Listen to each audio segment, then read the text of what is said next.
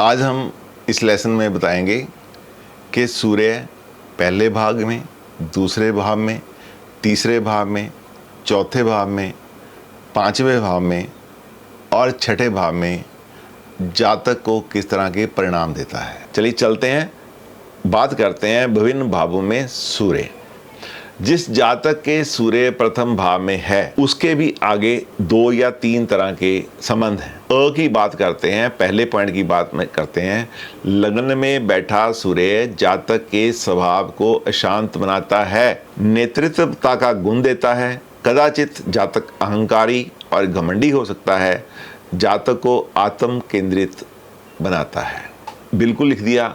अब ऐसा क्यों है, यदि जानना चाहते हैं थोड़ा सा बताने की कोशिश करूंगा। पहला घर जो है कालपुरुष की कुंडली का, जो यहाँ पे राशि देखी जाती है, यहाँ पे मंगल की राशि होती है, यहाँ पे सूर्य उच्च का होता है, इसलिए वो आत्म सम्मान का कारक तो बनता ही है जब उच्च का है तो। दूसरा, उसमें अशांति क्यों आती है? मंगल गुस्से का कारक है, मंगल ईगो का कारक है और सूर्य आत्म सम्मान का कारक है। इसलिए स्वाभाविक है कि उस व्यक्ति को थोड़ा सा भी यदि हर्ट होता है तो उसको अशांत होना स्वाभाविक है। सूर्य मंगल कमांडर है, सूर्य एडमिनिस्ट्रेटिव है। जब दोनों इकट्ठे हो गए एक राशि स्वामी के रूप में, यहाँ पे गुप्त रूप में बैठा है मंगल पहले घर में और सूर्य साक्षात वहां पे विराजमान है, तो स्वाभाविक है कि कमांडर के पास और एडमिनिस्ट्रेटर के पास अच्छा नेतृत्व होता है।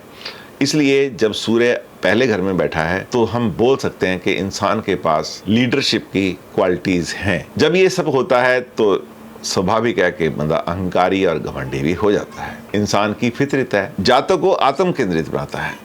जब ये दोनों चीजें होती हैं तो आत्म केंद्रित तो होना स्वाभाविक ही है। लेकिन इसके साथ साथ कुछ और भी है।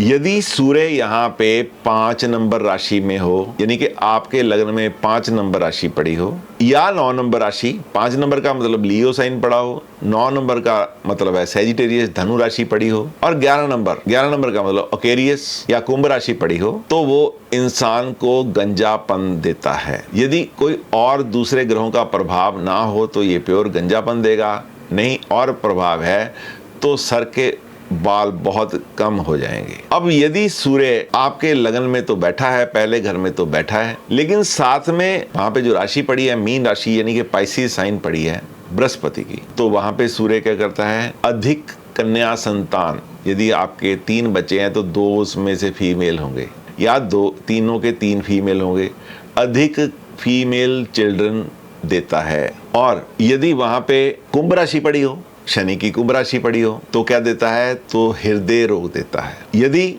लगन में बैठा सूर्य पीड़ित हो तो सर के बाल समय से पहले सफेद कर देता है, यानी कि that gives you grey hair. यदि वहां पे एरी साइन हो या मेष राशि जैसे बोलते हैं, और या दूसरी कैंसर साइन हो या जिसको कर्क राशि बोलते हैं, तो सूर्य आंखों की समस्या, आंखों से रिलेटेड डिजीज देता है। यदि लगन में 7 नंबर साइन हो और सूर्य वहां पे 7 डिग्री से लेकर 13 डिग्री के अंदर हो, यानी कि अपनी नीचस्थ राशि के आसपास हो, तो सूर्य निर्धनता प्रदान करता है। उस व्यक्ति से जो ऐश्वर्य है वो छीन लेता है। ये सूर्य एक क्रूर प्लैनेट है। अब बात करते हैं नेक्स्ट पॉइंट की, जिसे हम बोलेंगे यहाँ पे सूर्य की राहु से यदि युति हो, जब सूर्य की राहु या केतु से युति हो जाती है तो सूर्य को ग्रहण लग जाता है। जब पहले भाव में, लगन भाव में सूर्य राहु के साथ बैठा होगा तो व्यक्ति को या तो हाई ब्लड प्रेशर होगा या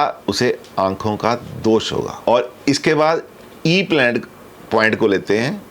ई पॉइंट में लिखा है सूर्य चंद्रमा की युति, यानी कि अमावस या उसके आसपास का जन्म। यदि लगन में सूर्य और चंद्रमा दोनों इकट्ठे बैठे हैं, जितना पास में होंगे ये बात उतनी सच होगी। अमावस के दिन में जो बच्चा पैदा होता है वो सूर्य चंद्रमा लगन में बैठा होता है, तो उसका स्वभाव बुढ़ापे तक चंचल बुद्धि वाला रहता है। चंचल बुद्धि जैसे बच्चों की बुद्धि चंचल होती है, जिस तरफ देखा उस तरफ चले गए, जो अच्छा लगा खा लिया, जो अच्छा लगा पी लिया। चंचल बुद्धि वाला इंसान वो होता है, यानी कि उसमें श्यूडनेस या हम बोलते हैं बहुत सियानापन कभी भी नहीं आता। तो ये था सूर्य प्रथम भाव में। सूर्य यहाँ दूसरे घर में इंसान के पास वो क्वालिटी देता है कि वो फाइनेंशियल मैटर्स को बहुत अच्छे से कंट्रोल कर सकता है। अब दूसरा घर शुक्र का है, दूसरा घर यदि हम बात करते हैं तो पैसे का है। वो पैसा जो आपके कुटुंब का है, वो पैसा जो आपकी जमा पूंजी है। यदि आप बहुत बड़ी संस्था में काम कर रहे हैं और वहाँ के आप फाइनेंशियल कंट्रोलर हैं, तो वो पैसा जिस संस्था के लिए आप काम कर रहे हैं उस संस्था का जो पैसा है आपके अधिकार क्षेत्र में उसको कंट्रोल करना, तो एक बहुत ही बढ़िया फाइनेंस कंट्रोलर बन सकता है सूर्य दूसरे भाव वाला। उसको पता है कि पैसा कैसे खर्चना है, कहाँ खर्चना है। ये उसकी बहुत बड़ी एक क्षमता होती है जो सूर्य दूसरे घर में आकर देता है। वो बुद्धि से एक वैज्ञानिक सोच वाला होता है। उसका झुकाव हमेशा इस तरफ रहता है कि मैं अपने पैसे कमाऊं, मैं अपनी संपत्ति अर्जित करूं, मैं अपना धन अर्जित करूं। लेकिन यहाँ एक और बात भी है, सूर्य यहाँ पर बैठकर जिंदगी में कुछ मुकदमेबाजी और उलझने भी देता है, चिड़चिड़ाहट भी देता है, क्योंकि ये घर जो है दूसरा कुटुंब का घर भी है। सूर्य जहाँ बैठता है अपने तेज से दूसरों को प्रभावित करता है, जिसकी वजह से अनायास आती है, और ये जिसका सूर्य दूसरे घर में बैठा हो थोड़ा चिड़चिड़ापन उसको देता है। यहाँ पे बैठा सूर्य अपने आप को एक सेल्फ, हम बोल सकते हैं कि जैसे ऐसा अधिकारी समझता है कि वो अपने बड़ों का भी ध्यान नहीं करता, बड़ों की बातें मानता नहीं है, उनका भी उल्लंघन करता है। यहाँ पे बैठा सूर्य अपनी ईटिंग हैबिट्स की वजह से कई बार अस्वस्थ भी रहता है और अपनी बीमारी पे काफ़ी खर्चा उसको करना पड़ता है। अब बात करते हैं, इसी सूर्य को ले चलते हैं तीसरे घर में। तीसरा घर पराक्रम का है, छोटे भाई बहनों का है, मित्रों का है, आपकी एनर्जी इनपुट का है। यहाँ पे बैठा सूर्य ये बताता है कि उसको अपने काम को करने में काफ़ी मेहनत का सामना करने के बाद सफलता मिलती है। सूर्य तीसरे घर में ये बताता है कि जिस व्यक्ति के सूर्य तीसरे घर में है उसे सफलता प्राप्त करने के लिए काफ़ी ज़्यादा मेहनत करनी पड़ती है और उसके पास बौद्धिक घमंड भी होता है और वो कभी भी अपने सगे संबंधियों से, छोटे भाई बहनों से सौहार्दपूर्ण नहीं रहता। वो एक धनवान और साहसी तो होता है।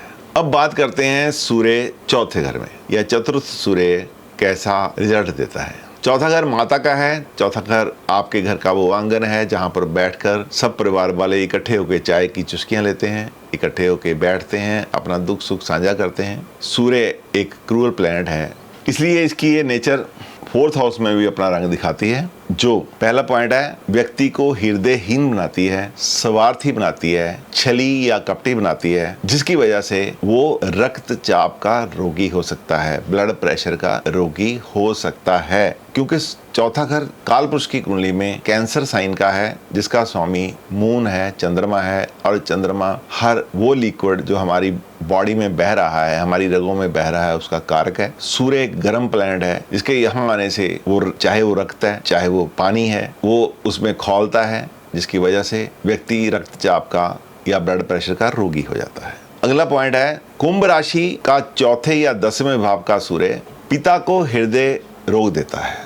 जब चौथे घर में कुंभ राशि पड़ी हो, कुंभ राशि में सूर्य हो, चाहे वो चौथे घर में पड़ी हो चाहे 10वें घर में पड़ी हो, तो पिता के लिए हृदय रोग का कारण बनता है। नेक्स्ट पॉइंट है ई। चौथा घर उदर का होता है, पेट का होता है। सूर्य की गर्मी यहाँ पेट का रोग देती है। नेक्स्ट पॉइंट ई। स्त्रियों की कुंडलियों में ये विवाह को हानि देता है। जो यदि female in the female nativity, ये विवाह के लिए अच्छा नहीं रहता। अब नेक्स्ट पॉइंट ऊ। जातक उत्तराधिकार में धन संपत्ति प्राप्त करता है। ये एक अच्छी बात है कि उसको इनहेरिड प्रॉपर्टी जरूर मिलती है।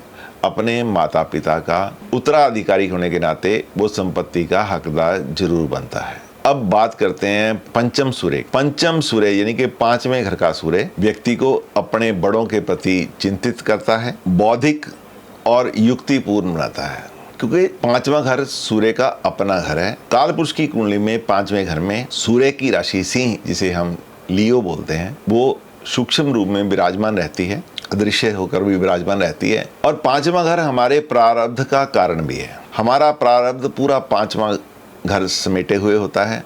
सूर्य का अपना स्थान होने के कारण आत्मा भी वहाँ पे विराजमान रहती है, जिस कारण सूर्य यहाँ पर आकर अच्छे गुणों से परिपूर्ण रहता है। अपने बड़ों की बहुत सेवा करता है, उनके बारे में चिंता करता है, बौद्धिक और युक्तिपूर्ण हो जाता है। छठे घर का सूर्य षष्ठम सन। सूर्य छठे घर में, छठा घर जो होता है रोग रिपू का होता है, लोन का होता है, एनिमीज का होता है, ऋण का होता है, आपके कार्य स्थान का भी होता है। यहाँ पे सूर्य का होना अच्छी प्रशासनिक क्षमता देता है, इंसान को साहसी बनाता है क्योंकि ये उपाच्य हाउस है। अपने सगे संबंधियों से अच्छे संबंध बनाकर वो व्यक्ति कभी भी नहीं रखता, हमेशा ही अपने सगे संबंधियों से उसके बुरे संबंध रहते हैं, क्योंकि ये घर शत्रुओं का भी है। छठा घर शत्रुओं का घर भी होता है। लेकिन यहाँ पे एक बात जरूर है, सूर्य छठे घर में खूब मेहनत करता है, जिसकी इन टर्न उसको एक अच्छी पहचान मिलती है। यदि ये कहें कठोर परिश्रम के द्वारा